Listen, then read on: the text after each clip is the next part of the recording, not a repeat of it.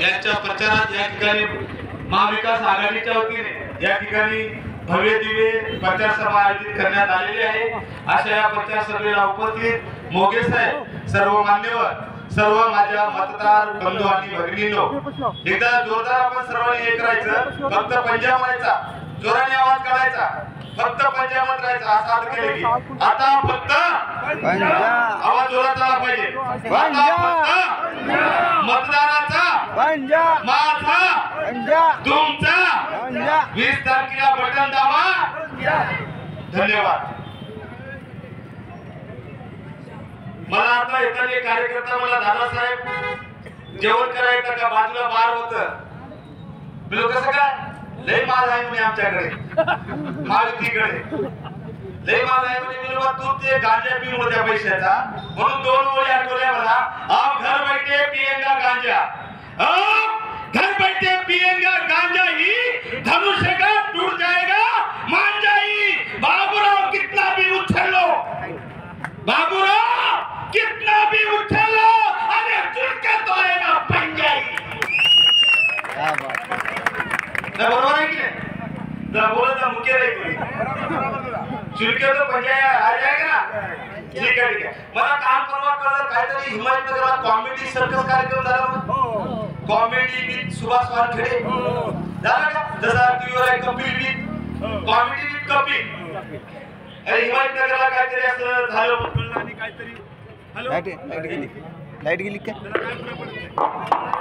आहे का? आणि बोलले मला ते वंशाला दिवा नाही, वंशाला म्हणजे दिवा नाही। माझ्या भावानं हा महाराष्ट्र फुले शाहू आंबेडकर आणि शिवाजी महाराजांचा महाराज आहे। शिवाजी महाराज असतील, बाबासाहेब असतील, महात्मा फुले असतील, यांनी सगळ्या जाती धर्माच्या महिलांना माणसाच्या बरोबरीने आणण्याचं काम केलं।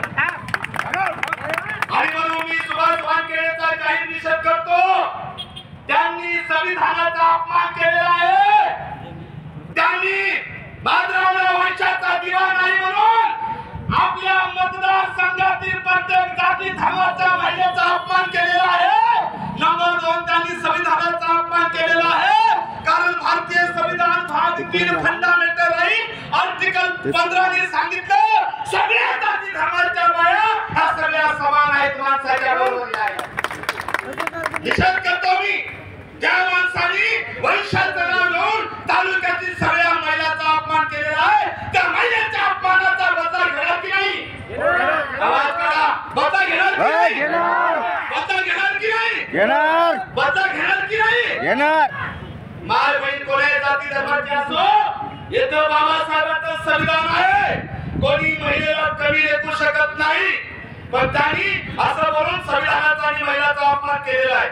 आता कळलं मला नंतर आदर्श सभा आहे, आदर्श सभा, ज्यांना आदर्श सन्मान भेटला, आदर्शामुळे ज्यांना घरी बसविलं, त्या आदर्श अशोकराव चव्हाणला मला विचारायचं, अशोकराव संविधानामध्ये तुम्ही महाराष्ट्राचे मुख्यमंत्री झाला, तुम्हाला 2 मुली आहेत, माता वैशाचं कसं, माता वैशाचं कसं? माधव अशोकरावला मुलगा आहे का? आणि म्हणून अशोकरावला मला विचारायचं, त्याचं उत्तर तुम्ही सभेत दिलं पाहिजे। ज्या सुभाष वानखेडेंनी वंशवरून सगळ्या महिलांचा अपमान केला, तुम्हाला 2 पोरी आहेत, तुम्ही सुभाष वानखेडेंचं समर्थन करणार आहात का? हे आपण जाहीर करावं त्या सभेमध्ये। शेवटचा मुद्दा वेळ फार कमी आहे, एक लक्षात घ्या, हे इलेक्शन खतरनाक आहे बघा, हॅट्रिक निर्माण करणार आहे, असं महाराष्ट्रात कुठं नाही।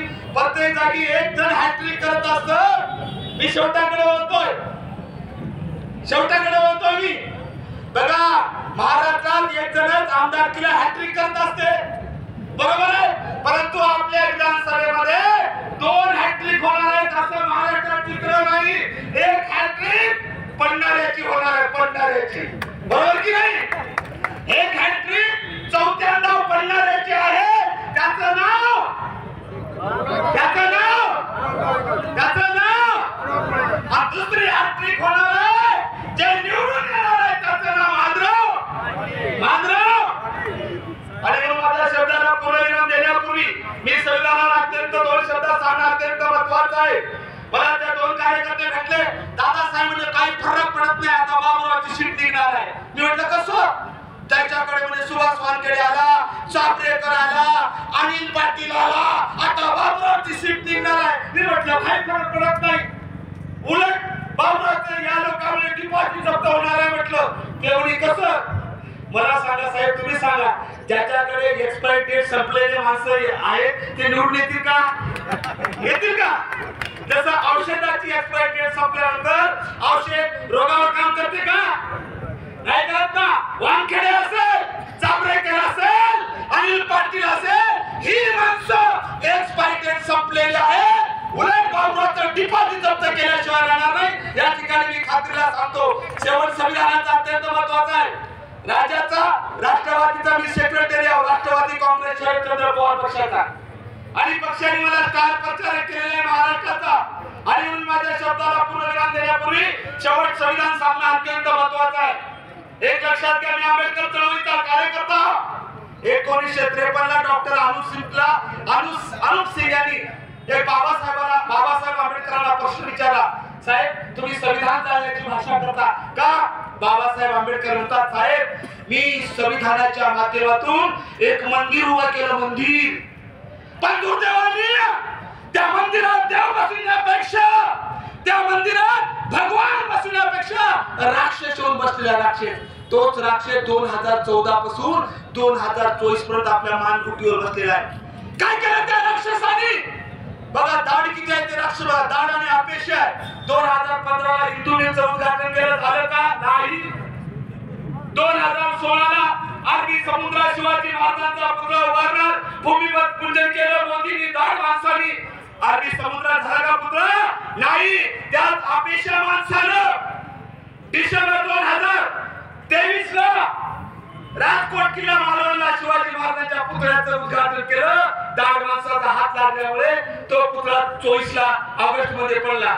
आणि जाता जाता माझ्या बहिणीनं लोकसभेचं इलेक्शन संविधानावर लढलं. संविधान आमच्या बहुजनाचा श्वास आणि घास आहे, आणि मोदींनी ठरविलं संविधान बदलायचं. तुम्हाला माहित असेल नसेल, फेब्रुवारी 2000 ला अटल बिहारी वाजपेयींनी सुप्रीम कोर्टाचे न्यायाधीश व्यंकट चलेया यांच्या अध्यक्षतेखाली संविधान बदलण्याची समिती नेमली होती. विचार करा, त्याचं सुरू आहे. काल परवा संसदेचं उद्घाटन करताना त्यांनी प्रास्ताविक धर्मनिरपेक्ष शब्द काढला, आणि धर्मनिरपेक्ष शब्द काढल्यानं आज हिंदुत्व माझं आहे, हिंदू धर्मही माझा आहे, पण मुसलमान धर्म स्वीकारणार आहे. सेक्युलर शब्द काढल्याने बौद्ध धर्म स्वीकारणार आहे.